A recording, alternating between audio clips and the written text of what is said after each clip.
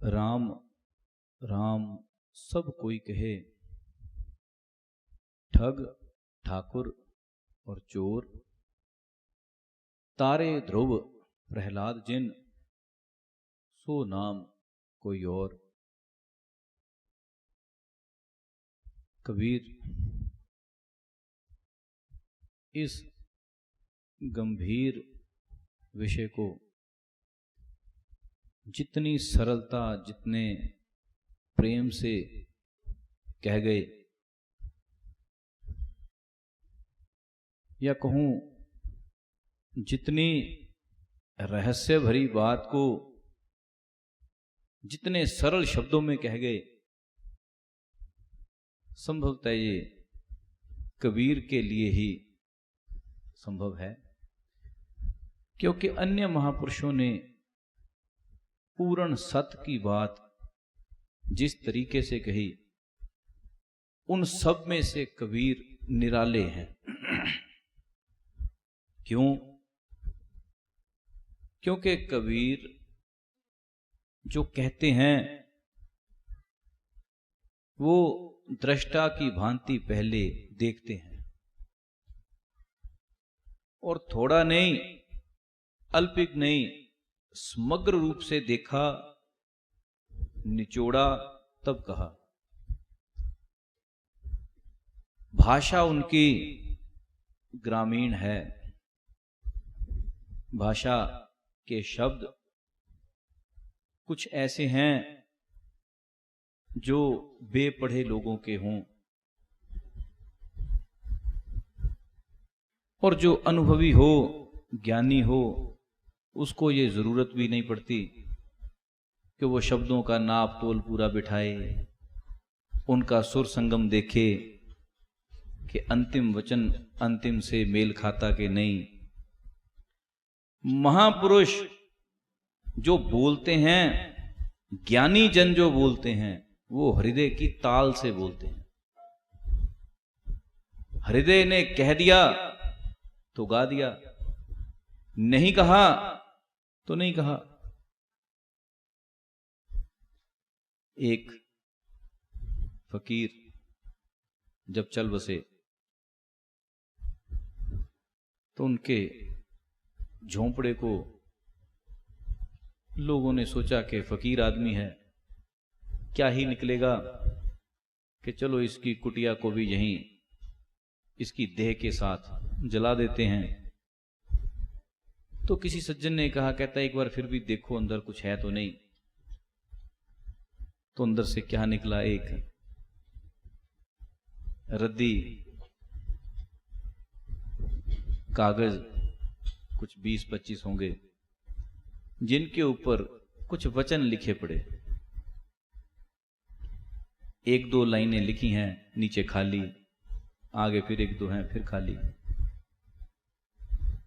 वो जो लिखे हुए वचन है वो ऐसे पद हैं जो बहुत गंभीरता की स्थिति के वचन हों। शुरुआत कहां से करते हैं? जो पहली पंक्ति है वहां लिखते हैं, एक को नमस्कार। नीचे कुछ हिस्सा छोड़ दिया। आगे लिखते हैं, स्वयं को नमस्कार। बाकी पूरा पन्ना खाली। फिर दूसरे पर वहां लिखते हैं, प्राण प्रणाम योग्य है। बस ऐसी कुछ पंक्तियां जगह जगह लिख रखी। जिसके मन में ये आया था कि कुछ देख लिया जाए कि कुछ है तो नहीं, जब उस व्यक्ति के हाथ ये वचन लगे, वो वहीं घुटनों के बल गिर गया, रोने लगा। लोग पूछते हैं, हुआ क्या? कहता हीरा खो दिया, कीमती हीरा खो दिया। कहते कौन सा हीरा? कहता जिसको आज जलाने लगे हैं, ये खो दिया। क्यों? क्योंकि ये धुर की बात को जानता है, पर हम इसे ना जान पाए। जिसे वाणी कहती है, धुर की वाणी आई जिन सगली चिंत मिटाई। क्या है धुर की वाणी? जब किसी ने धुर में उतरकर कुछ अनुभव करके जाना, दृष्टा भाव में उतरकर कुछ देखा, उस देखे हुए अनुभव को कम से कम पर उचित से उचित शब्दों में जो लिखना चाहा, तो एक पंक्ति में कहानी सिमट जाती। होता भी है। नानक अपने जीवन में पहला वचन कहते हैं एक ओंकार, इसमें समग्र सिमट गया। आगे पूरा ग्रंथ इस एक वचन का ही अनुभव है। जो वचन भक्तों के, संतों के, कवियों के बीच में आए, वो सब क्या हैं? एक की ही कहानी। क्योंकि धुर में एक पकड़ा गया। जिसने भी कभी धुर को छुआ, कभी आप गुम्मद की बनावट को देखो, नीचे से 8 दीवारें चलें, 5 चलें, 6 चलें, होते होते होते होते सब एक हो गई, समा गई। कैसे एक हुई? जितनी जितनी चढ़ती गई उतनी उतनी कम होती चलेगी। 10-10, 20-20 नीचे दीवारों में कॉर्नर बने हैं, 1, 2, 3, 4 ऐसे करके 20-30 तक भी हैं, पर उनकी गुंबद एक होते चलेगी। वो नोक एक हो गई। क्योंकि जितना जितना कोई चढ़ता गया, उतने उतने उसके जीवन से कोने खत्म होते चले गए। जो कोने हमने समर्पित कर रखे हैं, एक दिल का कोना पत्नी को, एक बच्चे को, एक कारोबार को, एक मां को, एक बाप को, सबको एक एक कोना दे रखा जिसमें संसार बसता है। जिस दिन पूर्ण महापुरुष मिले, वो ये नहीं कहते कि अपने कोने छोड़ दे, अपने संबंध खत्म करना, वो कहते ऊपर चढ़। महापुरुष भेदी कभी ये नहीं कहता कि तू संसार को छोड़ दे ना, वो कहता ऊपर चढ़। तो उसको पकड़ जिसको ध्रुव प्रहलाद ने पकड़ा, ऊपर जा। हम कहते हैं नहीं जी, कुछ मंत्र दे दो, कुछ अक्षर दे दो। महापुरुष कहते हैं राम राम सब कोई कहे, ठग ठाकर और चोर, ये तो सब कहते हैं। तो उसको पकड़ जिसको ध्रुव प्रहलाद ने पकड़ा। तारे ध्रुव प्रहलाद जिन, सो नाम कोई और, तू उसको जान। तो धुर में जा। संसारी आदमी नीचे बिछने में, लेटने में मगन है, मस्त है, गिरे रहने में, पतित अवस्था में मगन है। महापुरुष कहते हैं चढ़, ऊपर चढ़। हम कहते हैं जी कुछ बता दो, क्योंकि हमें संसार में संसारी आंखों से संसारिक विधियां ही समझ आती हैं। बहुत से ऐसे पढ़े लिखे प्रोफेसर, बड़े बड़े डॉक्टर, उन्हें जब अध्यात्म की चाह उठती है तो काशी बनारस जाके भगवे कपड़े पहन लेंगे, क्योंकि उन्हें समझ में यही आया कि शायद अध्यात्म यहीं से शुरू होता है। हे प्रेमी, अध्यात्म तेरे भीतर से 24 घंटे झरने की तरह बह रहा, तू ही उसमें स्नान करने को तैयार नहीं, क्योंकि तुझे लगता बाहर भगवे पहनेंगे तो स्नान होगा। ये एक आध नहीं, बहुत पढ़े लिखे विचारवान लोग भी यहीं तक रह जाते, क्योंकि चित्त में बहुत से कॉर्नर बन रखे, उसमें से एक परमात्मा को समर्पित किया तो लगा कि बाकी कॉर्नर हटाओ, एक में जाकर बैठ जाओ। काया तो एक में जाकर बैठ गई, मन के मारे बन गए मन बस्ती के माही। पत्नी से दुखी हुए, भगवे कपड़े पहनकर बनारस बैठ गए। याद पत्नी की वहां भी वही है, चित्त वहीं उलझा, परेशानियां फिर वही। क्योंकि सन्यास का अर्थ कुछ छोड़ना नहीं, सन्यास का अर्थ एक बदलाहट है। सन्यास का अर्थ एक ऐसी बदलाहट है कि जब तक तू गुरु महाराज के पास नहीं पहुंचा था तब तक तेरा दृष्टिकोण सिर्फ इतना था कि मैं कुछ कह लूं, कुछ गा लूं, कुछ ढोल की पीट लूं, ये भक्ति है। ज्यों ही सदगुरु के पास पहुंचा त्यों ही तेरी एक धारणा बदली गई। क्या? महापुरुष कहते मौन शांत, कुछ नहीं बोलना, शांत हो जा। कितना शांत? पूर्ण शांत, अनंत शांत। कितना शांत? कोई कथन बाकी नहीं, कोई शब्द बाकी नहीं। शब्द शब्द सब कोई कहे, वो तो शब्द विदेह। जिभा पर आवे नहीं, निरख परख कर ले। दुनिया कहती है कि शब्द, अक्षर रटो, कोई मंत्र, कोई कथन। महापुरुष कहते नहीं, कथन नहीं, अक्षर नहीं, तेरे प्राण की धुन। तू कहेगा मैं कुछ कहूं, महापुरुष कहते नहीं, तू अपनी कह मत, तू अपने आपे को सुन। हमें कहना बहुत प्रिय लगता, हमें कहने पर विश्वास है, पर महापुरुष कहते शब्द शब्द सब कोई कहे। दुनिया इसी जंजाल में उलझी है कि बात कहकर बनती है, पर संत जन कहते हैं वो तो शब्द विदेह। विदेह अर्थात तू उसको आकार नहीं दे सकता। संत जन तेरे से सहमत होते हैं कि यदि तू शब्द कहता है तो कहते चलो हम भी मान लेते हैं, पर कैसा? जिसका कोई आकार नहीं, जिसे लिखा ना जा सके। तू कहेगा राम, लिखने में आता है राम, रकार अकार मकार लिखने में आ गया। तू कहे सतनाम, ये लिखने में आ गया।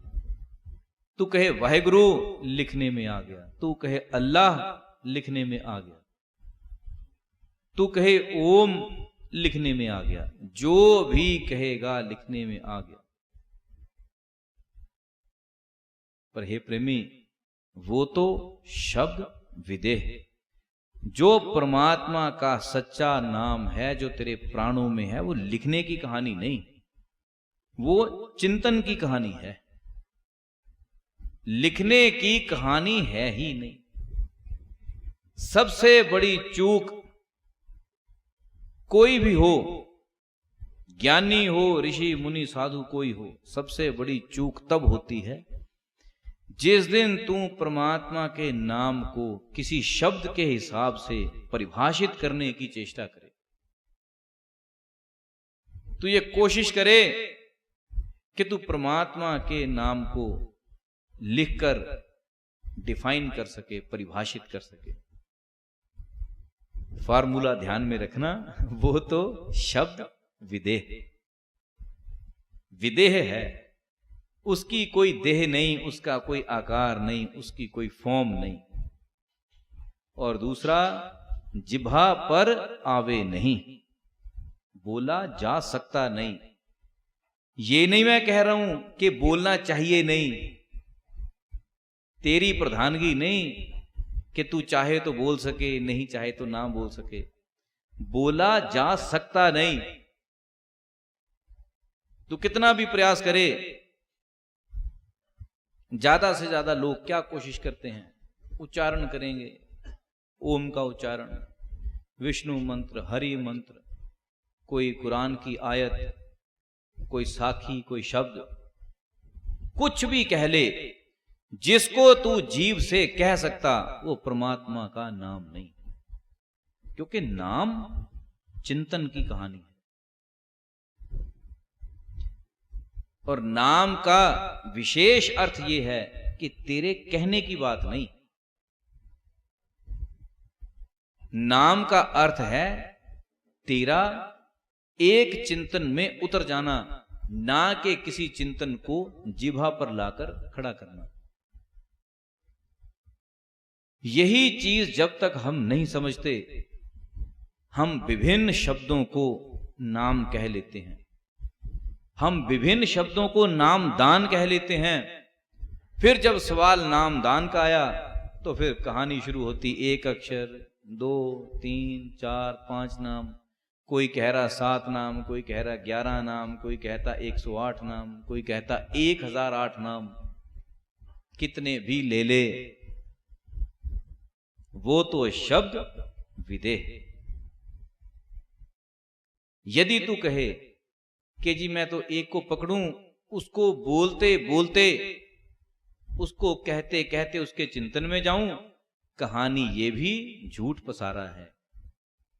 क्योंकि जिसकी शुरुआत ही कुछ कथन से है, वो मौन में जाएगा कब? मौन की तैयारी मौन से ही है। वो कैसा मौन जो शोर से घटित हो, वो कैसा आराम जो शोर मचाने से हो। आराम की सबसे पहली शर्त यह है कि तू इंद्रियां ढीली छोड़, टिक जा। पर टिकेगा कौन? जो बाहर से थका हुआ हो। जिसको बाहर की थकावट नहीं, वो टिकता भी नहीं। जिसका चित्त बाहर से थक गया, बहु शास्त्र बहु सिमरती, पेख्या सर्व टंडोल, पूजस नाही हर हरे नानक नाम अमोल।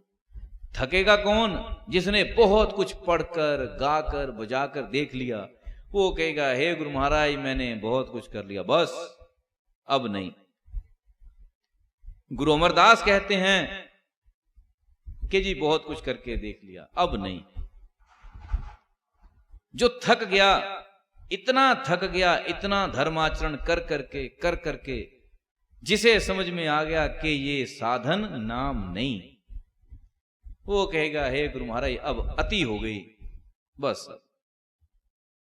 उसके लिए सदगुरु कहता है कि हो गई अति, अब मौन हो जा। जो बाहर से थका हुआ नहीं, जिसके चित्त में बहुत से रस हैं, वो कभी टिकने की बात सोचता भी नहीं। 2 किस्म के लोग आपको दुनिया में दिखाई देंगे। वही दोनों में से कोई भी कन्वर्ट होकर तीसरी किस्म का आदमी बनता है। पहले 2 कौन हैं? एक है जो विभिन्न आचरण में उतरना चाहते हैं, विभिन्न अनुभवों को लेना चाहते हैं। धर्म की बात कहूं, बहुत से साधन, बहुत से पूजन, बहुत से पाठ, बहुत से क्रिया कर्म कांड, कुछ इस कैटेगरी के। और दूसरे हैं जिनका ज्यादा से ज्यादा जोर है विभिन्न प्रकार की कथाओं, वचनों या शब्दों में। कुछ लोग धर्म में से सिर्फ तर्क निकालते हैं। इस ग्रंथ में ये लिखा, उसमें ये लिखा, इसमें ऐसे लिखा, वैसे लिखा, सृष्टि इतनी लंबी इतनी चौड़ी है, हनुमान जी ने हनुमान चालीसा में सूर्य को नाप दिया। कईयों के लिए धर्म तर्क के साथ है, कईयों के लिए धर्म क्रियाओं के साथ है। जिस दिन ये दोनों थकते हैं, या कहूं दोनों में से जो थकता है, वो कहता है अब कुछ शांत चाहिए। बहु शास्त्र बहु सिमरती, पेख है सर्व टंडोल। पेख है अर्थात अच्छी तरह से उनको खोल खोल के देख लिया, चेक कर लिया, और एक आध को नहीं, सर्व टंडोल। एक एक अक्षर निचोड़ लिया उसमें से। क्या कहा? पूजस नाही हर हरे। तथ्य यही निकलेगा कि तू जो कुछ भी बाहर से करे, अनुभव एक ही रहेगा, नानक नाम अमोल।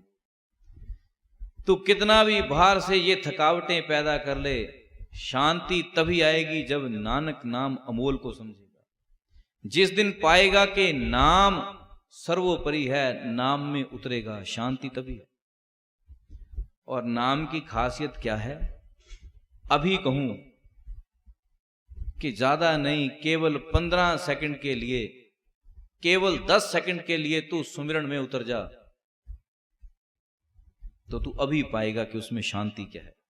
नाम की खूबी ये है, नाम की खूबी सदा से है। नाम उस झरने की तरह है जो सदा से तेरे भीतर प्रवाहित। ये प्रेमी, स्नान तो उसमें तू नहीं करना, तेरा सारा ध्यान आपे से बाहर, तेरी सारी चेतना आपे से बाहर, तेरे सारे स्वाद आपे से बाहर हैं।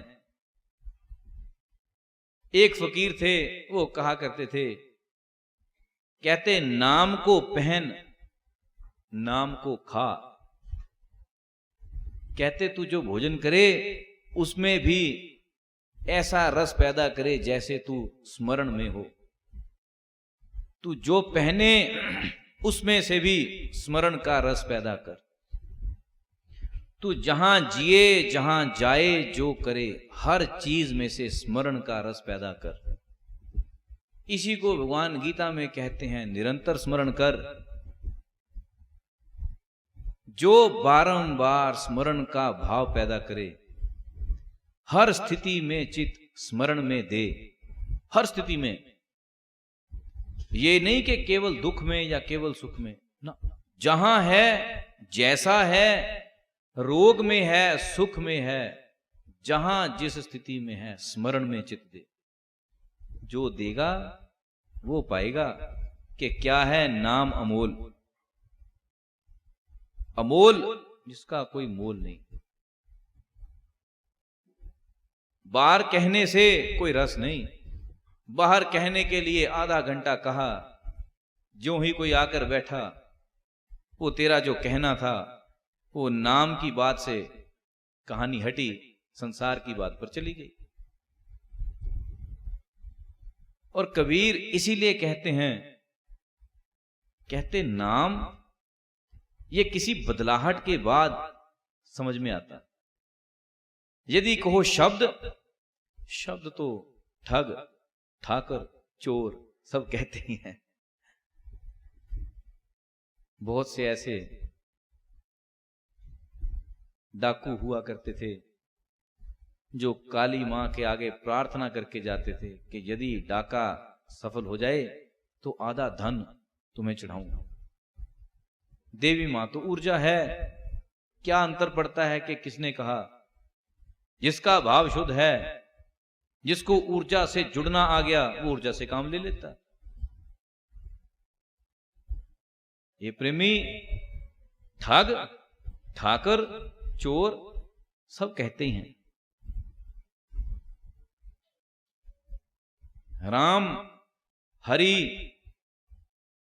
विष्णु शब्द कुछ भी हो, मुंह से कह लो सतनाम, इसी मुंह से कह ले वाहिगुरु, अकाल, अनंत, अल्लाह, शब्द कुछ भी हो, पर ये शब्दों को ठग भी कहेगा, ठाकर भी कहेगा, चोर भी कहेगा। जो बहुत संसार में अमीर रईस है, वो भी इसी जिह्वा से कह लेगा। जो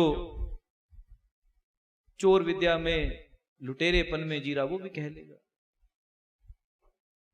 यहां इंद्रियों का प्रयोग हर व्यक्ति कर ही लेता, कोई बड़ी बात नहीं। पर कबीर किसी और नाम की बात कह रहे हैं। तारे ध्रुव प्रहलाद जिन, ये किसी और नाम की बात है, किसी और दिशा की बात है।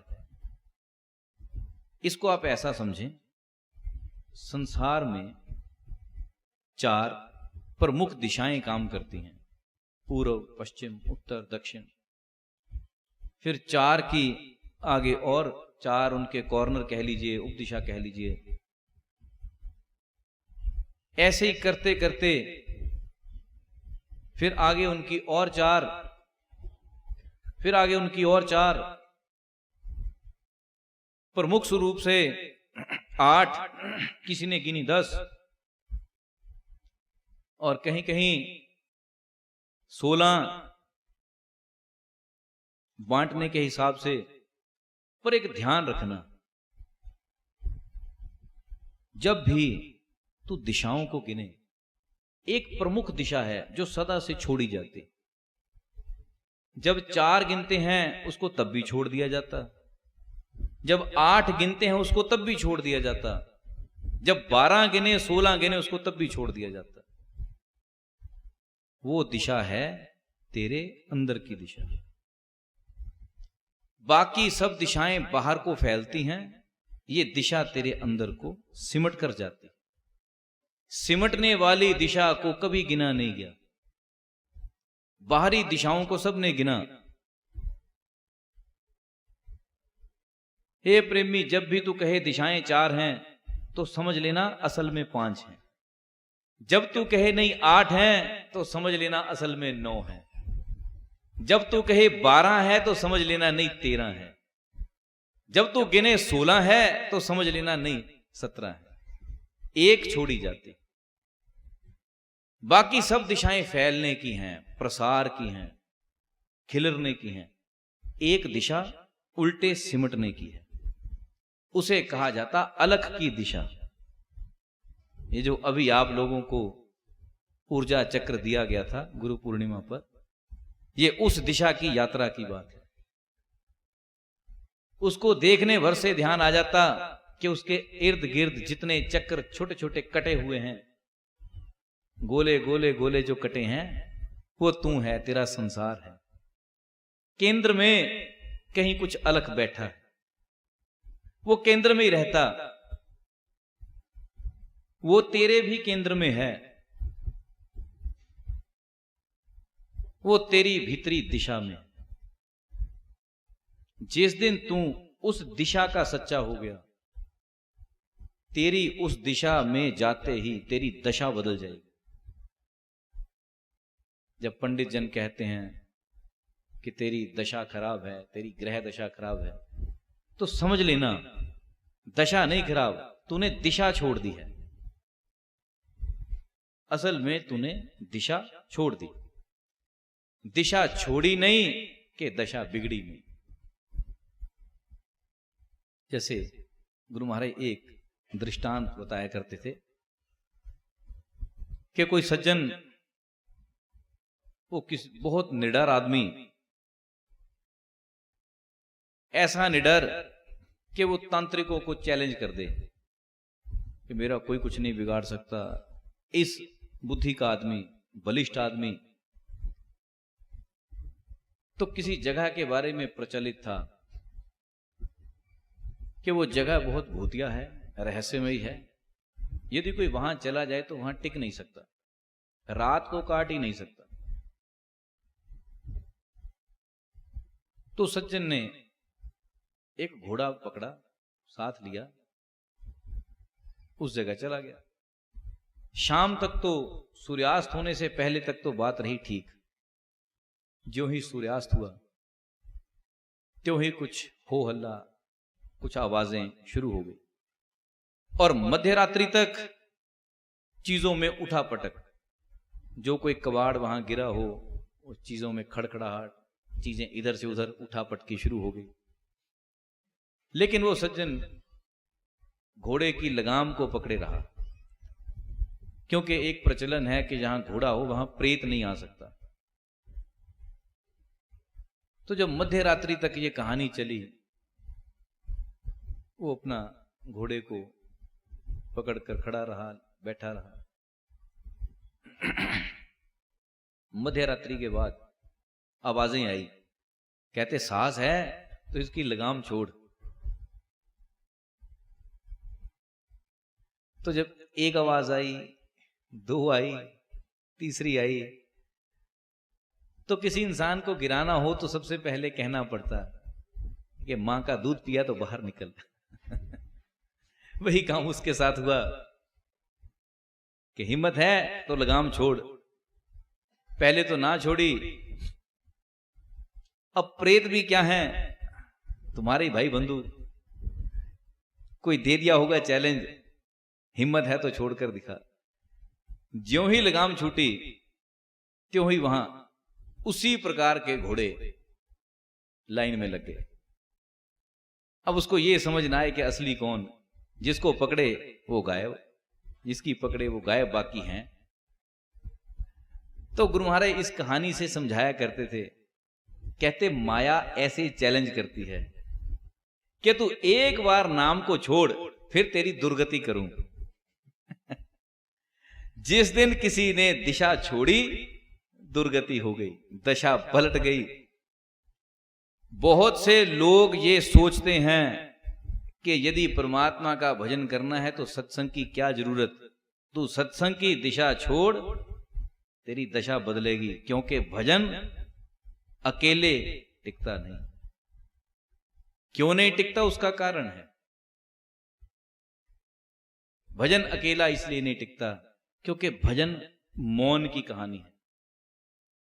यदि किसी को जीवन में मौन अति प्रिय हो जाए, उसके लिए भजन टिकेगा, 100% टिकेगा। पर तू तो मौन रहे, तुझे संसार रहने देगा, ये जरा दिक्कत की कहानी है।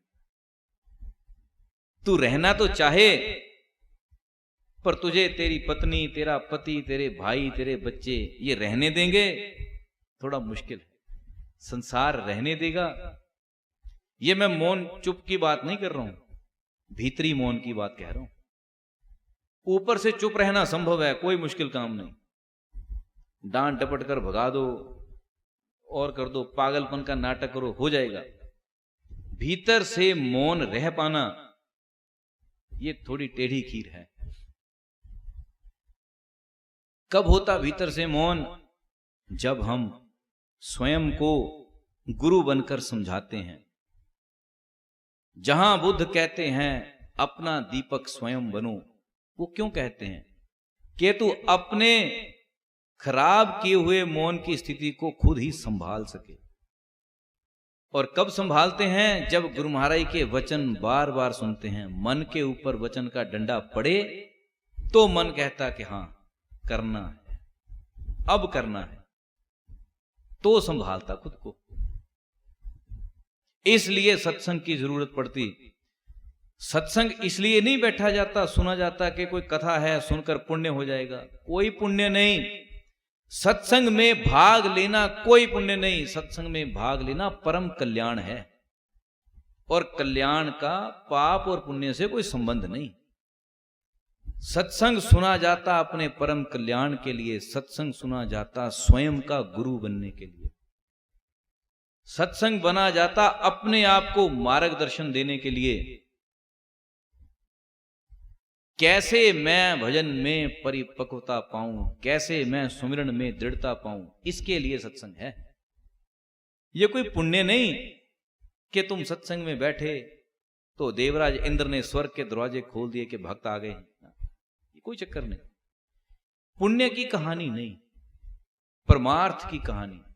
परमार्थ, छोटे छोटे अर्थ कोई भी व्यक्ति अपने लिए सिद्ध कर ही सकता, करता ही है। एक बच्चे को भी पता है मुझे भोजन कहां से मिलेगा, कैसे खाना, ये छोटे अर्थ हैं। बड़े को भी पता कहां कमाना, कहां से ज्यादा कमाया जाना।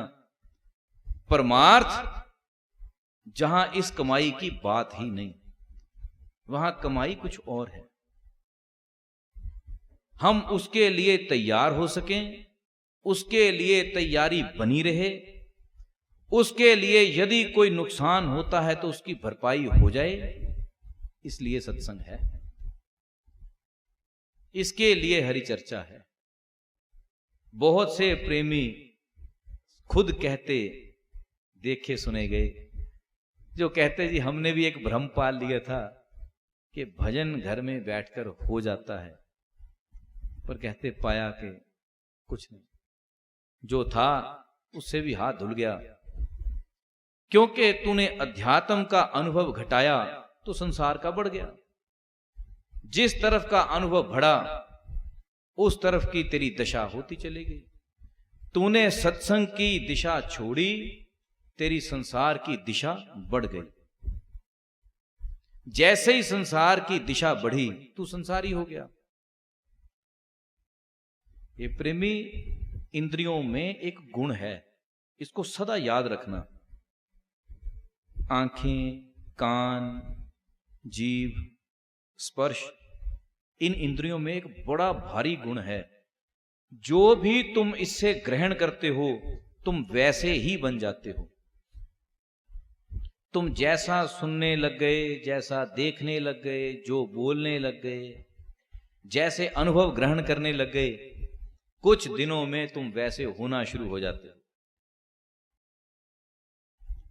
किसी बच्चे की लिखाई गंदी हो, एक प्रयोग करके देखना, उसको किसी ऐसे बच्चे की संगत दो जिसकी लिखाई अच्छी है। तुम घर में बिल्कुल पढ़ाओ मत उसको, लिखाई के लिए कुछ मत समझाओ, केवल और केवल 1.5-2 महीने के लिए 1 घंटे का संग उस बच्चे का देना शुरू कर दो, परिवर्तन देखना। क्यों? क्योंकि जब भी बच्चा किसी अच्छे लिखने वाले के साथ बैठता है तो धीरे धीरे उसका दिमाग किसी दूसरे की लेखनी को पकड़ता है, और लेखनी ये दिशा ही दिमाग से आती है। लगभग 2 महीने में तुम पाओगे बच्चे की लिखाई बदलनी शुरू हो गई। पूरी ना बदले तो आधी बदल जाएगी, सारे अक्षर ना बदले तो कुछ बदल जाएंगे, पर बदलेंगे। और ये अवश्य होता ही है। उसका कारण क्या है कि तुम जो ग्रहण करते हो तुम वैसे होने की चेष्टा करते हो। ये सदा से है। अक्सर एक चीज देखना, जब भी तुम किसी ऐसे मंदिर में जाओ जहां जाने के विधान वस्त्रों के, बालों के कुछ अलग हों, कि बाल मुंडाने पड़ते, वस्त्र एक रंग के पहने, धोती ही पहने, जब भी तुम ऐसे किसी स्थान पर जाओ तो तुम केवल बाहर से बदलते नहीं हो, तुम अंदर से प्रयास करते हो कि केवल शरीर नहीं, कुछ आदत भी बदलूं, और घर आकर कुछ दिन ऐसा आचरण करते भी हो। वो अलग बात है, वो आचरण 10-12 दिन रहता, फिर संसार की दिशा बढ़ गई, मंदिर की छूट गई, तो फिर संसारी हो गए। इंद्रियां जो ग्रहण करती हैं तुम वैसे ही होना शुरू हो जाते हो। ऐसे ही जब इंद्रियां सत्संग ग्रहण करेंगी तो तू कुछ और होना शुरू हो जाएगा। इसलिए सत्संग की जरूरत है। इसी के लिए सत्संग चाहिए कि तुझे कानों से भी सुनने को मिले, आंखों से भी सत्संग ही मिले, तेरी जिह्वा पर भी सत्संग ही हो, ताकि तेरे अनुभव भी सत्संग के ही हो। और ये तो 100% चीज है। जैसा जैसा इंद्रियों का आचरण वैसी वैसी तेरी दशा। और जब तू कहता है, जब पंडित कहेगा तेरी दशा खराब चल रही, तो समझ ले तेरी दिशा भटकी हुई है। तूने दिशा ही छोड़ दी, जो पकड़ने योग्य था उसको छोड़ दिया। अब जो ध्रुव प्रहलाद ने पकड़ा तूने वो छोड़ दिया, जो ठग ठाकर और चोर कह सकते हैं वो पकड़ लिया। क्योंकि नाम भी तो 2 तरह का है, एक वो जिसमें लगकर ध्रुव प्रहलाद तर गए, और एक वो जिसको ठग ठाकर चोर सब कहते ही हैं। जिस दिन तो तूने ठग ठाकुर चोर वाला नाम पकड़ा तो तू दुनियादारी में मस्त हो गया। क्योंकि फिर तू किसी मंदिर, किसी स्थान, गुरुद्वारे का प्रधान, खजांची हो गया, 100 रुपए दे दिए गए, तुझे लगता कि बस अब परमात्मा जेब में ही है। जिस दिन कबीर की तरह, तुलसीदास की तरह, अन्य महापुरुषों की तरह खोजी हो गया, तो पाएगा कि केवल नाम बाहरी नहीं, भीतर कुछ भीतर चाहिए, बाहर नहीं। बाहर बहुत हो गया। एक सज्जन उम्र दराज आदमी गुरु महाराज के पास पहुंचे। क्या कहते हैं? कहते गुरु महाराज ज्ञान करा दो। पहली बात गुरु महाराज पूछते हैं, कहते भाई तूने आकर ना नाम बताया, ना अता पता पूछा, सीधा ही ज्ञान करा दो, क्यों? कहता जी थक गया हूं। किससे थक गया? कहता बहुत पढ़ लिया, इतना पढ़ लिया कि पढ़ पढ़कर मति मारी गई और समझ में ये आया कि जो कुछ चित्त में बैठा है ये बकवास है। क्या तब समझ में ये आया कि ये सब बकवास है, निकलेगा कुछ नहीं। तो गुरु महाराज ने पूछा, कहते ये बकवास है, ये भी यदि सिर्फ पढ़ता रहता तो समझ में नहीं आता, कुछ बीच में ऐसा हुआ जिससे ये समझ में आया। कहता जी हुआ। तो उसने किसी सज्जन प्रेमी का रेफरेंस दिया। कहता जी उन्होंने मुझे सत्संग सुनाया और एक बात कही कि जितना तू पढ़ता है क्या इसका 1% भी जानता है? बस कहता जी इस बात से बदलाव आया कि पढ़ता तो बहुत कुछ हूं, जाना तो है ही कुछ नहीं। क्योंकि जिसने जान लिया वो पढ़ने में नहीं जाएगा, जिसने जान लिया वो उतरेगा, जिसने जान लिया वो गहरे में जाएगा। क्योंकि सबसे पहला भय क्या है, जिसे महापुरुष कहते हैं कि जब भी कोई तैराकी सीखना चाहे वो बिना पानी में उतरे तैराकी नहीं सीख सकता। और जिसे तैराकी सीखने की इच्छा हो उसका सबसे पहला भय पानी से ही है, सबसे पहला डर भी पानी से है और तैराकी आएगी भी पानी में उतर कर ही। ऐसा नहीं कि पानी से डर लगता है तो फर्श पर लेटकर तैराकी सीख लो। जिससे डर है विजय भी उसी में उतरकर है। ऐसे ही यदि किसी को भीतर उतरने से डर है तो ध्यान रखना मौन घटित भी भीतर उतरकर ही हो।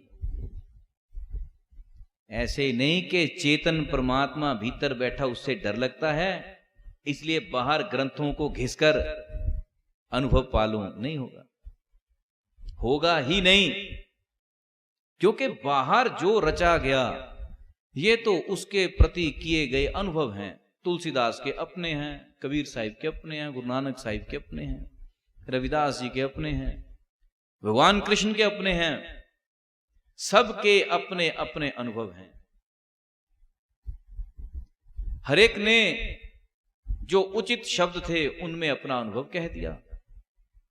सबके अनुभव पढ़कर तू चाहे तू अनुभवी हो जाए, नहीं।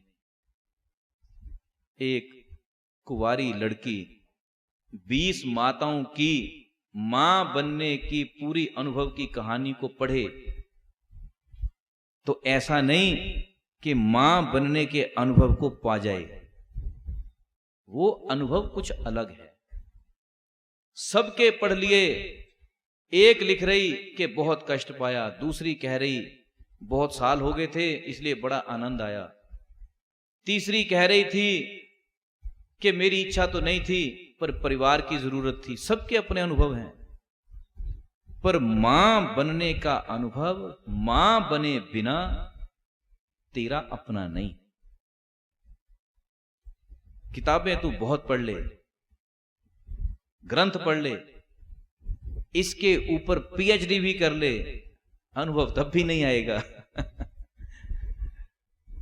कोई लड़की सोचे कि मातृत्व के ऊपर पीएचडी कर ले, तब भी मातृत्व का अनुभव नहीं आया, वो अनुभव कुछ अलग है। और यदि उस अनुभव को एक कोरी अनपढ़ लड़की कर गई तो वो अनुभव उसका है, बेशक उसको एक शब्द भी नहीं आता पर अनुभव है उसके पास। हे प्रेमी, समझ, शब्दों में और अनुभूति में अंतर है और तू शब्दों को घिस घिस कर अनुभूति बनाने में लगा है। तू शब्दों को रगड़ रगड़ कर अनुभव बनाने में लगा कि यही बन जाए, कैसे बनेगा? अनुभव के लिए शब्दों को घिसने की जरूरत नहीं, अनुभव के लिए अनुभव ही चाहिए, प्रैक्टिकल ही चाहिए। इसीलिए संत जन कहते हैं कि अब थक गया हूं, अब और नहीं। बहुत शास्त्र, बहुत स्मृति, बहुत देख लिया, हे गुरु महाराज अब बस। जिस दिन तू अपने जीवन में कहेगा कि बस अब चारों तरफ से थक गया, तो गुरु महाराज कहेंगे चल अब अपने भीतर की दिशा में जा, क्योंकि तेरे सारे देवी देवता, धर्म ग्रंथ, स्थान और सब कुछ ये बाहर की दिशाओं में बना है। चेतन परमात्मा भीतर की दिशा में बैठा, वो बाहर नहीं। फिर संत जन क्यों कहते हैं कि सृष्टि के कण कण में? क्योंकि जिसे भीतर देखना आ गया वो ये समझता है कि ये बाहर कैसे है। क्योंकि ईश्वर के संबंध में एक बात ध्यान रखना, ईश्वर के संबंध में एक बात बड़ी प्यारी है कि सृष्टि में उसका जवाब क्या है से नहीं मिलता, कैसे है से मिलता है। क्योंकि परमात्मा संसार में क्या है के तरीके से नहीं बैठा, कैसे है के तरीके से बैठा। इस भेद को सदगुरु जानता है, या इस भेद को जो जानता है वो सदगुरु है। क्या है का तो जवाब बड़ा सरल, कह लो कि सब कुछ परमात्मा ही है, ईंट भी परमात्मा, मिट्टी भी, ये शब्द हैं। उसकी कहानी कैसे है से शुरू होती, पदार्थ नहीं व्यवस्था है, जिसे गुरबाणी कहती कर्ता पुरख। व्यवस्था की बात है। क्या है कर्ता पुरख? कोई करने वाला व्यक्ति नहीं, होने की प्रक्रिया। कुछ घटित हो रहा। आज सुबह 4 बजे देखा गया तो एक कली है, 4:15 बजे वो खिल चुकी और शाम 5 बजे तक पूरा फूल बन चुका। व्यवस्था है, ये है कर्ता पुरख। जो खोजते हैं क्या है, मंदिर में क्या है, वहां क्या है, नहीं मिलता। पर जब तू कहेगा अच्छा कैसे है, तो उसका जवाब बाहर नहीं मिलता वो जवाब भीतर है। ये परमात्मा की मजेदार कहानी है। तू सोचेगा क्या है, इसको ढूंढूं, तो पत्थर दिखाई पड़ेंगे, शिलाएं दिखाई पड़ेंगी, बिल्डिंगें दिखाई पड़ेंगी, पर वो जवाब कारगर नहीं। तू सोचेगा कैसे है, वो दिशा भीतर की ही जवाब देगी।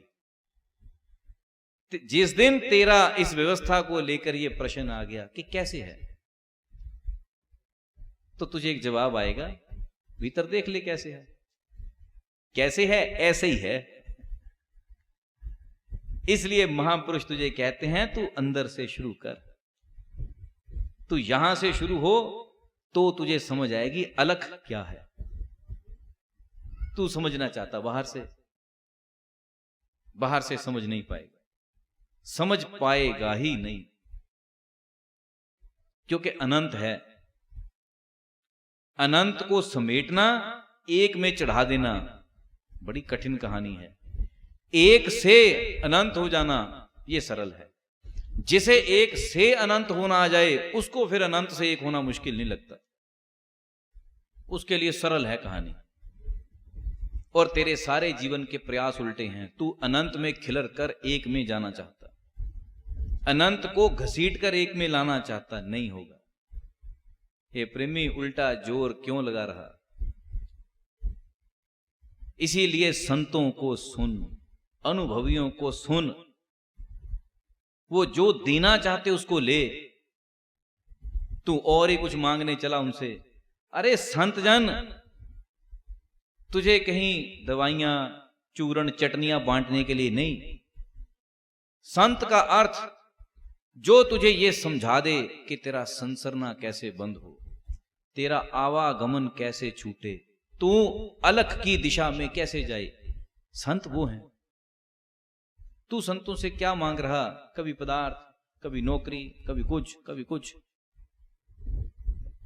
जब तू महापुरुषों से पदार्थ मांगता है तो ध्यान रखना, तू महापुरुषों को समझ ही नहीं पाया। और जब तू उनको समझ नहीं पाया तो तू उनसे वो ले भी नहीं सकेगा जो वो देना चाहते हैं।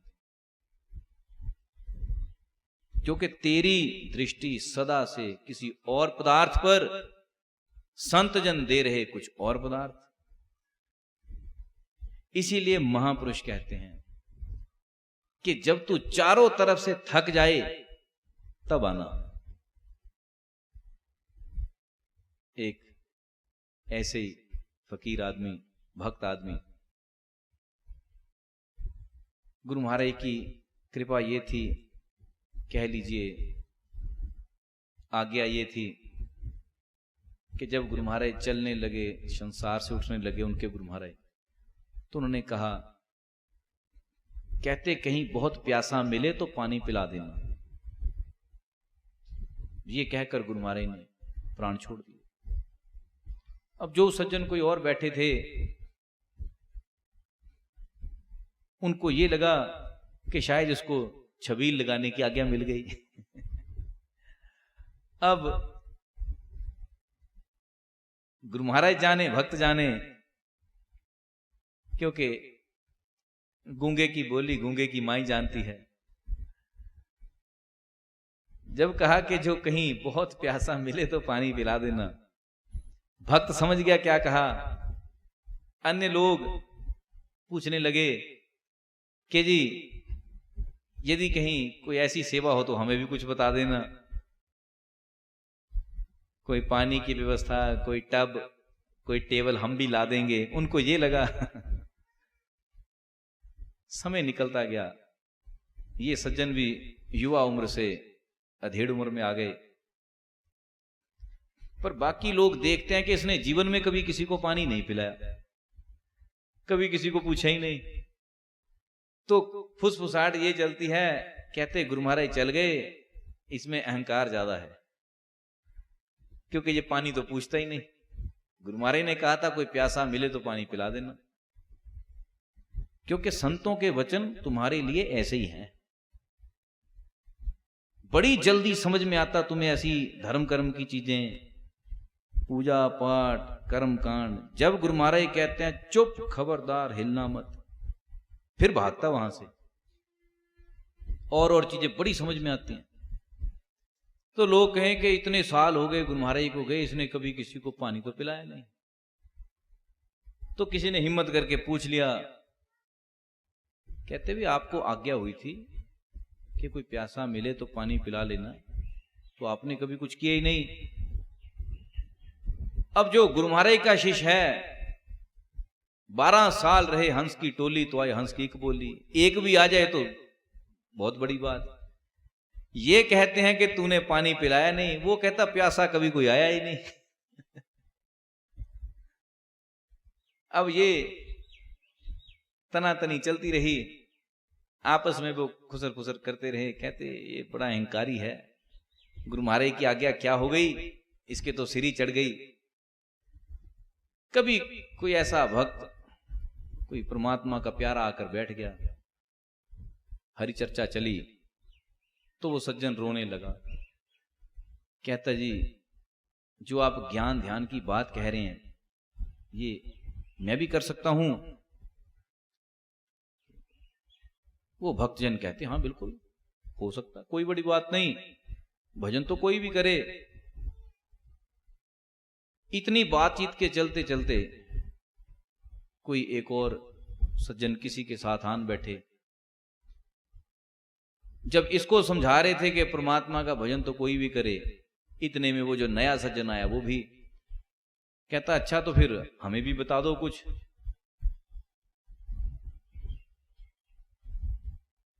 तो उन गुरु महाराज के उस प्यारे शिष्य ने एक बात कही।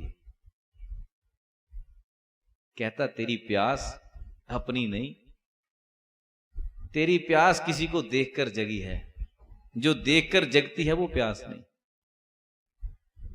जब ये शब्द कहे तो वो जो और तनातनी वाले सज्जन थे, साथी थे, तब उनको समझ में आया कि गुरु महाराज ने किस प्यास, किस पानी की बात कही। इतने सालों तक इसने कभी ना कहा गुरु महाराज ने क्या कहा, उसका क्या अर्थ है। तो कहते अच्छा तो गुरु महाराज ने ये कहा था। इतने साल तक वो छबील का ही इंतजार करते रहे कि छबीलें लगेंगी, रूह अफ़ज़ा बटेगा। हे प्रेमी, महापुरुषों के वचनों से भी तुम संसार को ही खोदते हो, उसी को खोद खोद कर निकालते हो कि यही कहा। क्योंकि तू संसारी है तो तुझे लगता गुरु महाराज भी संसारी हैं, यही कहेंगे और क्या कह देंगे। जैसी दृष्टि वैसी सृष्टि, जैसी तेरी आंख वैसा तेरा संसार। तू अपने से ज्यादा कभी देख नहीं पाता। इसलिए गुरु महाराज कहते हैं तू सत्संग में उतर, कम से कम तेरी आंख तो उन्नत हो जाए, तुझे कुछ दिखाई तो दे। कम से कम यही आंख पैदा हो जाए कि मुझ में ऐसी क्या कमी है जो मैं परमात्मा में उतर नहीं पा रहा। क्योंकि तू स्वयं में परब्रह्म बना जिए जा रहा, उसी भ्रम में ही जी रहा। पर ब्रह्म तो क्या होना था, पर भ्रम हो गया, महाभ्रम। उसी भ्रम को पाले पाले उम्र निकल गई, उसी भ्रम में जीते जीते काया भी छूट गई, रहा भ्रमित। इसीलिए संत जन कहते हैं हरि चर्चा का प्यासा बन, सत्संग का प्यासा बन, ताकि तेरी परमात्म भजन की भी प्यास बढ़े। क्योंकि जब किसी के जीवन में हरि चर्चा, हरि संगत पैदा होती है, जब कोई कानों से हरि चर्चा सुनता है, आंखों से परमात्म दर्शन के लिए गुरु महाराज के पास पहुंचता है, तो केवल एक रास्ता खुलता है। किस चीज का? इंद्रिय सेवन के माध्यम से मन को दिशा मिलती है। जब हम इंद्रियों से सत्संग को ग्रहण करते हैं तो मन हरि दर्शन के लिए राजी होता है कि हां करना है। यही इंद्रियां जब किसी दोस्त मित्र के साथ किसी की निंदा स्तुति में जाएं, किसी फिल्म इत्यादि को देखने में जाएं, तो मन उधर को भी मुड़ता है। तो इंद्रियों से जो सेवन करे मन उसका रस और बढ़ाता है। यदि कोई इंद्रियों से हरि चर्चा का रस बढ़ाए तो मन उसको भी एक बार कहता है कि हां आगे से इसको करेंगे, थोड़ा सा करना है, थोड़ा ही बढ़ाए पर बढ़ाएगा। प्रेमी, ये तो तेरे रस लेने के तरीके पर निर्भर है। अब यदि तू संसार को बढ़ाए तो तेरा संसार बढ़ता जाएगा। यदि परमात्म चर्चा को बढ़ाए, और कितना बढ़ाए, अपनी तरफ से पुरजोर बढ़ा दे। मन कैसी भी दिशा दिखाए तो मन को मित्र होकर कहे कि ये तेरे कल्याण के लिए है, टिक ले। गुरु महाराज एक वचन पर बहुत जोर दिया करते थे, जो जन लूझै मन्ने स्यों सो सूरे बलवान, कि जो अपने मन से जूझ जाए वो बलवान है। अब जूझने का अर्थ दमन नहीं, जूझने का अर्थ इसको समझाना, इसको दिशा देनी। यदि बच्चा गलत दिशा में जाने की जिद करे तो उसको मारना पीटना जरूरी नहीं है, उसको सही दिशा समझानी जरूरी है कि तेरे लिए ये सही है। समझ जाएगा, 1 2 3 बार प्रयास कर समझ जाएगा। जब तू प्रयास से पहले ही नकार दे, ये तो हो ही नहीं सकता, ये तो मानेगा ही नहीं, क्योंकि नकारना तेरे जीवन की पहल है, तेरी बनावट की पहल है नकारना। जो करने योग्य सही चीजें हैं तू पहले ही नकार देता, ये कहां होगा जी। कभी देख लेना किसी ऑफिस में जो एक टीम लीडर हो, वो जब अपने नीचे के लोगों को हल पूछेगा तो ज्यादातर लोग उसमें कैसे हैं जो पहली बात पर नकारेंगे। ये मुश्किल है जी, क्योंकि मेजॉरिटी उन्हीं लोगों की है, क्योंकि सामाजिक व्यवस्था या समाज की बनावट के हिसाब से तुमने नकारना ही सीखा है, पहले दर्जे पर इनकार ही सीखा है कि नहीं हो ही नहीं सकता। भोगों में इनकारता नहीं, भोगों में कोई कमी नहीं, कोई इनकार नहीं, सुख के लिए कोई इनकार नहीं। यदि कहीं कोई कंपनी तुझे पूछ ले कि तेरी तनख्वाह बढ़ानी है, तब नहीं नकारेगा, तब ठीक ही ठीक। जहां कुछ लगाना पड़े करना पड़े वहां पहले नकारेगा नहीं, मुश्किल है, कर भी लेगा। हे प्रेमी, जीवन में तो परमात्मा को भी नकारता है। जहां तुझे एकांत, एकाग्रता, आनंद के कुछ क्षण मिले तो उसको भी मोबाइल में जाकर परमात्मा को नकार देता। मैं कभी कभी देखता हूं, बहुत सेवा में लगे हैं, थके पड़े, उनको कहा जाए विश्राम करो तो वो लेटकर पहले विश्राम नहीं, पहले मोबाइल। क्योंकि आदतन तुम ऐसे हो चुके हो, बनावट तुम्हारी ऐसी हो चुकी है, तुम्हारे लिए विश्राम से ज्यादा कुछ और है, क्योंकि आदतें पड़ी है नकारने की। ये प्रेमी, ये बदलाहट कब आएगी, ये चेंज जीवन में कब आएगा कि तुम सिर्फ अपने लिए समर्पित हो जाओ।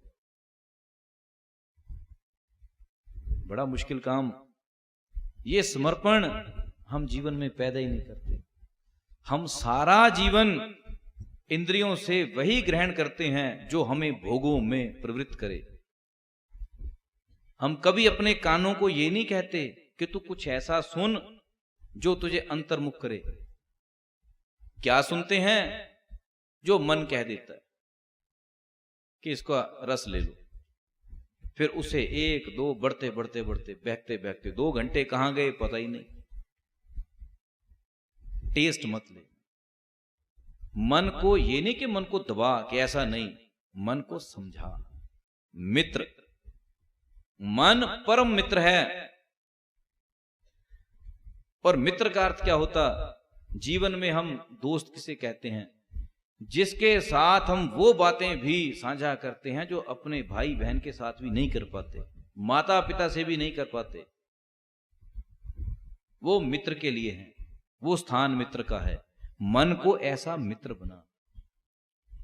और मित्र वो होता जो ये कम देखता कि गलत के ठीक, तेरे साथ खड़ा हो जाता। दुनिया में अक्सर बुरे से बुरा बिगाड़ खाता भी मित्रों के कारण हो पाता, क्योंकि मित्र कहते हैं कोई बात नहीं, हम साथ हैं। क्या झगड़ा, क्या हेरा फेरी, वहां भी मित्र हैं। पर गुरु अर्जुन देव जी के लिए भी मित्र हैं। मित्र प्यारे नू साडा हाल मुरीदां दा कहना, उनका भी कोई मित्र है। भाई मित्र की तो हर जगह ही जरूरत है। सबके अपने अपने मित्र हैं, किसी के गिराने वाले, किसी के चढ़ाने वाले। मन को ऐसा मित्र बना जो तेरी एक आवाज पर तेरे लिए संकल्प करके तैयार खड़ा हो कि हां, अपने कल्याण के लिए कुछ करना ही करना है। ऐसा मित्र बना। मन को ऐसा मित्र ना बना कि जो कल को तेरे पतन का ही कारण बने। क्योंकि संसार में मित्रों का चुनाव तेरा है, रिजल्ट उसी के अनुसार आते हैं। क्योंकि तूने मित्र चुनने हैं। निर्णय क्या होगा? जैसा तेरा चुनाव है। नतीजा तूने नहीं चुनना, तूने मित्र चुन लेने, नतीजा वैसा आ जाएगा। अध्यात्म में भी मित्र चुन ले, पहचान ले, नतीजा सही हो जाएगा। अब तू अपना मित्र स्वयं ना बने और किसी से क्या ढूंढे? यदि तू कहे गुरु महाराज मित्र नहीं परम मित्र हैं, उनके साथ तू खड़ा होता ही नहीं।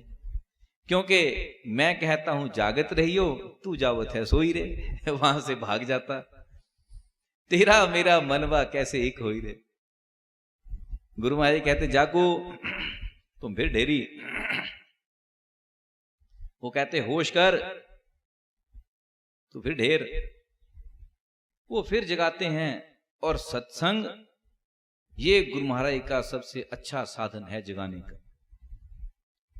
जहां तू थोड़ी देर के लिए प्रयास करके बैठकर सुन लेता कि हां, बदलाहट जरूरी है। कुछ दिनों के लिए कर भी लेता, दोबारा फिर वहीं आ जाता।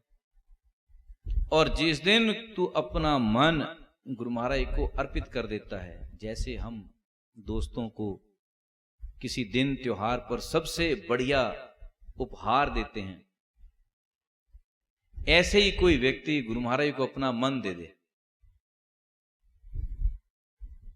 गुरवाणीकार कहते हैं मन सौंपे, मन को दे दे, सौंप दे, अर्पण कर दे। किसको? सदगुरु के हाथ। अरे मित्रों को भी तो ले जाकर गिफ्ट देता ही है। गुरु महाराज को दे दे मन। कहानी क्या हो गई? ते सेवक के कार्यरास। पर तू देता नहीं, कहता जरूर है गुरु महाराज पूछे सत्संग में क्यों नहीं? हमारा तो जी मन बस सत्संग में ही है। तब कह लेता मेरा मन। किस अर्थ है वो मन जिस बेचारे की अकेले की सत्ता नहीं? फिर यदि कहो सही विधि क्या है? सही विधि है केवल मन नहीं, तू मन को ऐसे अर्पण कर कि ये तेरे तन को लाकर खड़ा कर दे।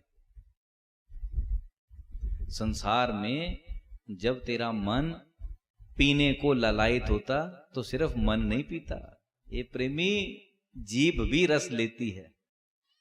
खाने को मन करे, अकेला मन नहीं खाता। तू ऐसा नहीं हलवाई की दुकान के बाहर जाकर खड़ा हो गया, तब खरीद कर खाता है।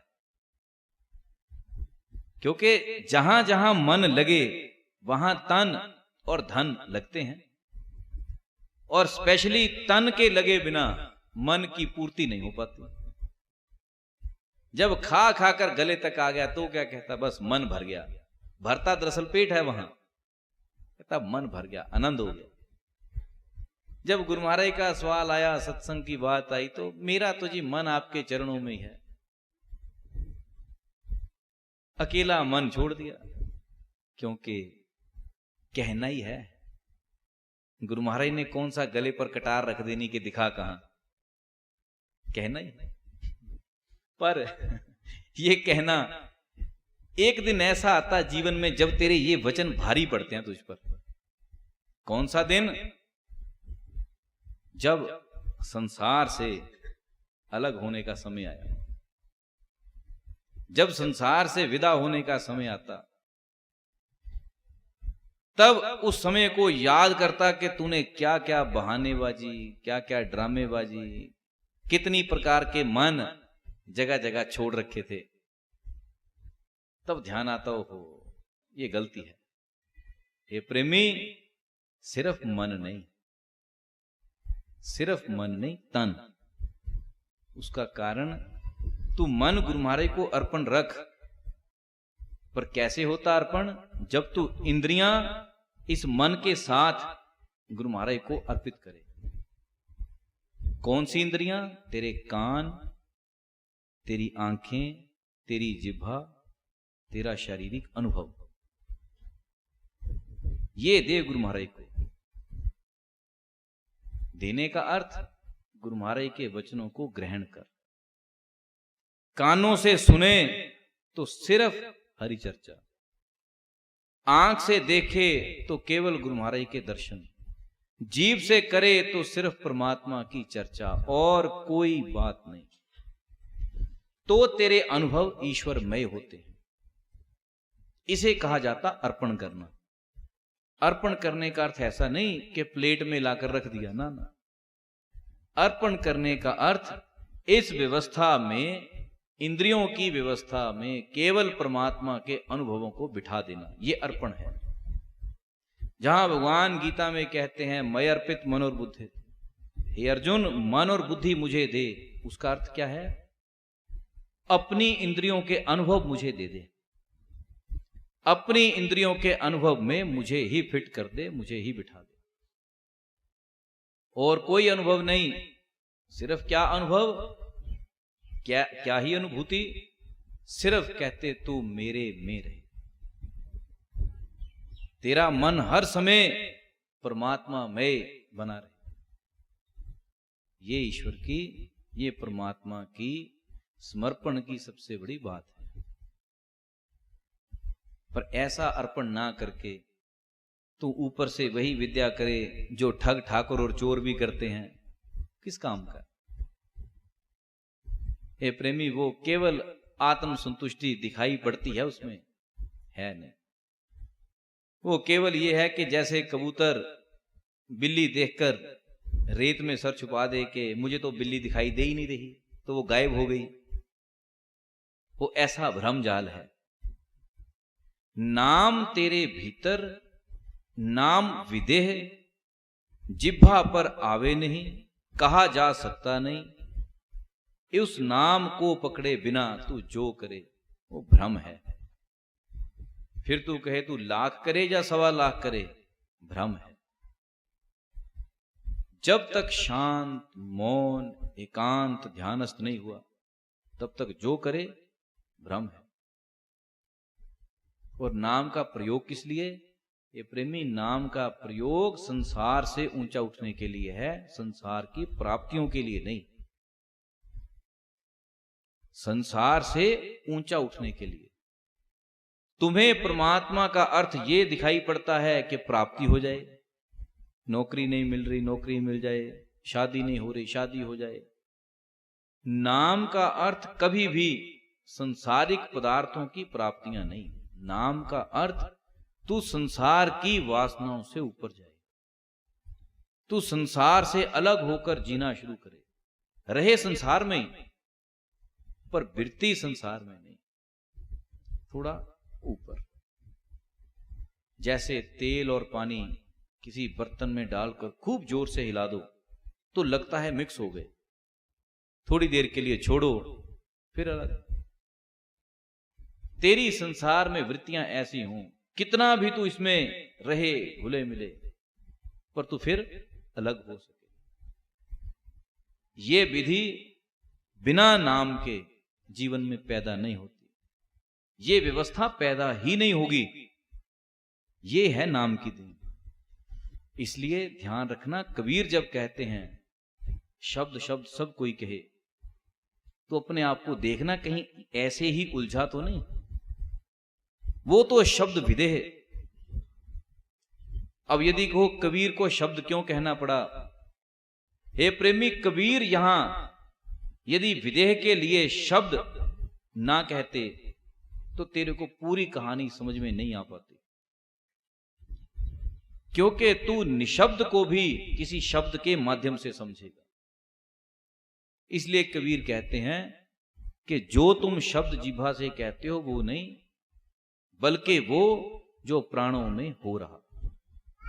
समझाना ये चाहते हैं कि ये मत अर्थ ले लेना कि जो हम बाहर रटते हैं अब उसको मुंह बंद करके रट लें वो तो शब्द विदेह, जिह्वा पर आवे नहीं, निरख परख कर ले। ये तो परखने की कहानी है, ये तो अनुभूति की बात है। निरख, निरीक्षण कैसे किया जाता? निरीक्षण कभी देख, तुझे कहा जाए कि किसी पिलर के ऊपर रंग हुआ कि नहीं हुआ चेक करो, तो क्या करोगे? राम राम रटोगे, रंग रंग रटोगे, सफेदी सफेदी रटोगे, या आंखें खोलकर देखोगे? निरीक्षण का अर्थ गौर से देखना, गहराई से देखना, पूरी गहराई से देखना। क्या है? केवल निरीक्षण। सोने का गहना यदि बिना कसौटी के कहा जाए देखो तो पूर्णतः बता नहीं पाओगे, लेकिन निरीक्षण पहले पैदा होगा। क्या करते हो? बारीकी से देखते हो। किसी ने कह दिया तेरा नोट नकली है, तो क्या करते हो? निरीक्षण। इसी को तो कबीर कहते हैं निरख। निरीक्षण और परीक्षण दो विधियां हैं, मनोविज्ञान की बड़ी कारगर विधियां हैं ये। पर कबीर जैसा आदमी कह रहा निरख परख, देसी भाषा।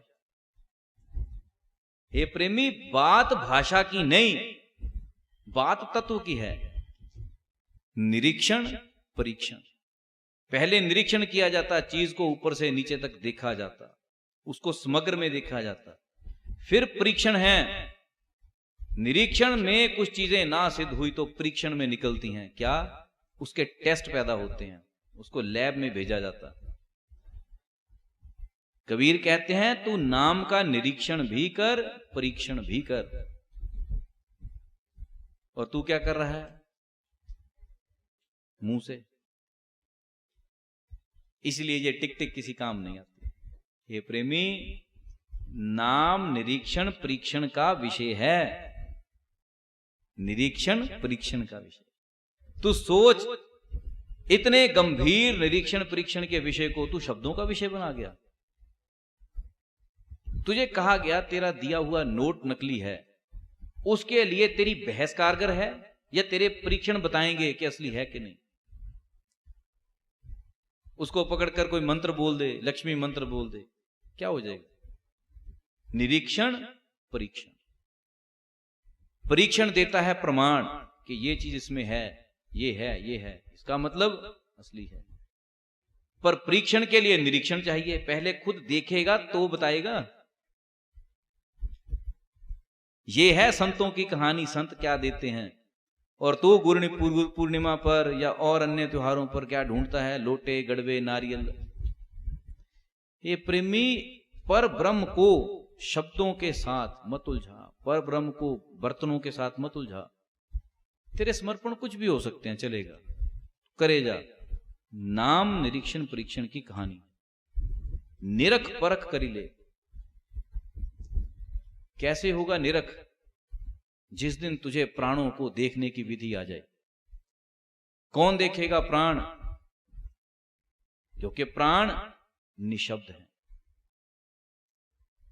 प्राण निरूप है। पर देखेगा कैसे? किसी निरूप की आंख से निरूप प्राण को देखा जाता। तेरे भीतर ईश्वर ने समग्र व्यवस्था दे रखी।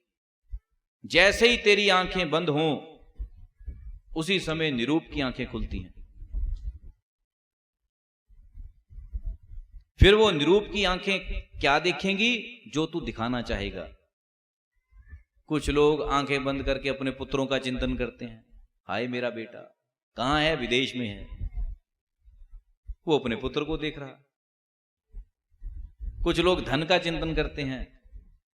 कोई और कुछ नहीं करेगा तो घर की खोई हुई चाबी का चिंतन कर रहा, ये वहां रखी थी। क्योंकि जो चीजें चमड़े से ना दिखें उसके लिए हम निरूप की आंख पर जोर देते हैं कि कहां है? वहां है। ज्यादातर लोग सोचने के लिए आंखों को आधा बंद कर लेते हैं। करते करते ऐसे हो जाते हैं। क्या है कि संसार घटे, निरूप की आंख खुले, क्योंकि वो बता देती कहां है। जिसकी तब भी ना खुले उसके लिए सियाने लोग क्या कहा करते थे कि सब कुछ छोड़ दे, चुपचाप लेट जा, तब याद आ जाएगा। क्योंकि जैसे ही तू विश्राम में गया, निरूप थोड़ी देर के लिए खुलता है। वही निरूप प्राण रूपी निरूप को देखेगा। अध्यात्म चमड़े से दिखाई पड़ता है, पर अध्यात्म चमड़े की चीज नहीं। अध्यात्म निरूप का विषय है। अध्यात्म कला कौन सी है? गगन मंडल एक गौ बयानी, धरती दूध जमानी। माखन माखन संतन खायो, छाछ जगत वर्तानी। यह अध्यात्म है। कबीर कहते कि आकाश में गाय ने बछड़े को जन्म दिया। गगन मंडल एक गौ बयानी। बिना भूमि के किसी गाय ने किसी बछड़े को जन्म दे दिया। और हुआ क्या? धरती दूध जमानी। सिर्फ जन्म ही नहीं दिया, टिका हुआ धरती की तरह स्थिर, दूध भी वहां जमाया गया, दही बनाया गया। और उससे उसको बिलोकर माखन भी निकला, जिसको संतों ने खाया, और उसकी छाछ दुनिया को बरता दी गई। हवा में, आकाश में गाय ब्या जाए, ये अध्यात्म है। और जो बरता दिया गया, ये छाछ है। अब तू छाछ को माखन कह रहा, या छाछ से माखन बनाने का जुगाड़ जोड़ रहा है। और तेरी हालत ये हो गई, किसी दूध वाले के पास से 1 क्विंटल लस्सी ले आया, जो है ही लस्सी।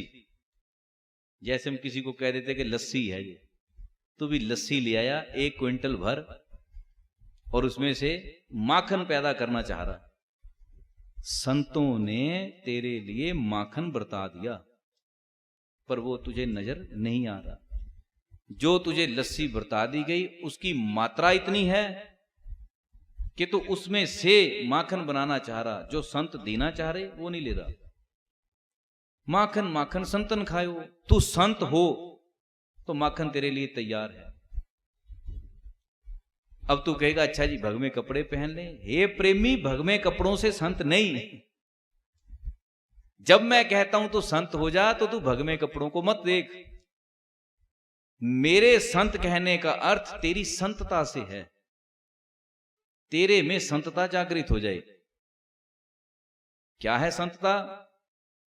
जो गुरु पूर्णिमा के सत्संग पर मैंने योग की बात कही, जो यम नियम की बात कही, वो संतता है। संसार से अपने आपे को कस लिया, अहिंसा, सच, अस्थेय, अपरिग्रह, ब्रह्मचर्य, ये स्वयं पैदा होने लग पड़े। दया, क्षमा, शोच, संतोष सब पैदा हो गए। कब? जब तूने नाम को निरखा और परखा, तो तू संत हो गया। इतनी तो कहानी है। कौन तुझे कह रहा कुर्ता पैजामा से हटकर धोती कुर्ता में आ जाए? ये प्रेमी, संत कपड़ों से नहीं। संत ना होता जटा बढ़ाए, संत ना होता गाने से, संत ना होता विद्या पढ़कर, संत ना होता बाणे से। गाना बजाना, कपड़े, धोती, ये चीजें संतता नहीं। नाम को निरख और परख, अपने श्वास को देखना शुरू कर, वहां से संतता पैदा होती है। कठिनाई लगेगी, कोई बात नहीं, 1 2 4 दिन लगेगी। जैसे ही रस आया फिर तू कहेगा ओहो, दुनिया का सबसे आसान काम ही यही है। क्योंकि यदि कृष्ण कहते हैं हे अर्जुन तू निरंतर मेरा स्मरण कर, तो कुछ तो सस्ता होगा ना। इतना भी मुसीबत का काम तो नहीं होगा जिसको कहेंगे युद्ध भी लड़ और सुमिरन भी कर। कुछ तो सस्ता है जो अर्जुन को यह कह दिया युद्ध भी लड़ ले और स्मरण कर ले। पर समस्या यह है, हम सदा से चीजों को कठिन बनाने में ही लगे हैं। हमारी व्यवस्था ये हो चुकी कि नहीं, बड़ा मुश्किल है, हम तो गृहस्थी हैं, हम तो पापी हैं, हम तो संसारी हैं। हे प्रेमी, तू काहे का पापी, काहे का संसारी?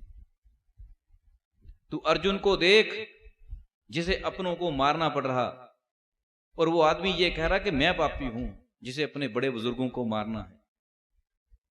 उससे ज्यादा तू क्या पापी हो गया? उसको भी कह रहे निरंतर स्मरण कर, क्योंकि हो सकता तभी कहा। यदि ना हो सकने की चीज होती तो भगवान अर्जुन को जोर ना देते। हो रहा है तभी कहा। और यदि भगवान के वचन है तो झूठ नहीं। तो हे प्रेमी, तू क्यों नहीं करता? तू बजाय नाम को निरख परख करने के, तू सारा जीवन जीभ से ही कुछ ना कुछ बोलेगा। जीभ से कुछ रट ले। कबीर कहते हैं वो नाम नहीं। शब्द शब्द सब कोई कहे, ठग ठाकुर और चोर कह ही रहे हैं, राम राम कोई एक नहीं रट रहा, दुनिया भर के लोग रट रहे हैं। कहते हैं कोई अंतर की बात नहीं। बड़ी बात यह है निरख परख सीखी कि नहीं। कहीं कोई निरख परख सिखाने वाला मिला या सब लंगर लगाने वाले मिले? ये बात है। तू नाम की ऊपर पकड़ बना, नाम की स्थिति को समझ, नाम में रस लेने की तैयारी रख। गाने, कहने, कथने में जोर नहीं। कथनी कच्ची चीज है, बिल्कुल कच्ची चीज। दिखती बहुत बड़ी है, ये देगी लोहे के समान है। दिखाई पड़ता लोहा इतना मोटा, गिरा खंडित। ये कथनी ऐसी चीज है, कच्ची, दिखाई पड़ती बहुत मोटी पर बेकार। ये प्रेमी, इसलिए प्रयास कर, ज्यादा से ज्यादा समय मन को मित्र बनाने में दे। तू अपने मन को जिस दिन समझाना शुरू कर दे, मैं कहता हूं अब से शुरू कर, तू 10 मिनट में इसका नतीजा देख।